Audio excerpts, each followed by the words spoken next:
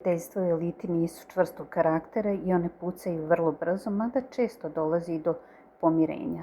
Do najnovijeg pucanja dogodilo se između Milene i Jasmina Durčića. Oni su mjesecima zajedno ratovali protiv Anelije Ahmić, ali sada su bajonete usmjerili jedno prema drugom. Ipak Mileni je jako teško jer je Asmin počeo da iznosi neprijatne tvrdnje o njoj te je počela da je očajava. Zabrinutog lica i muževnog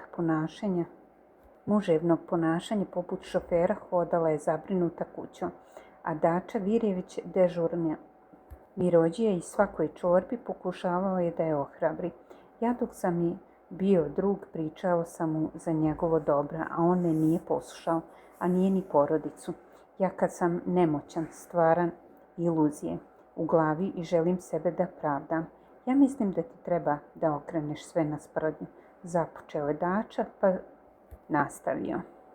Ovo nije ozbiljna situacija. Ako se nekim provodi 6 mjeseci, porodica šalje pozdrave i oni 24 časa imaju sve na dlanu šta se dešava. Neka izmisli za mene šta hoće. Rekli su dečka napolju da ima. Pa hajde, neka dođe. Šta tebe boli k?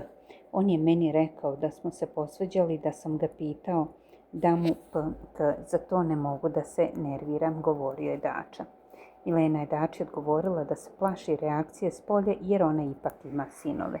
Poenta je da imam decu, sinove.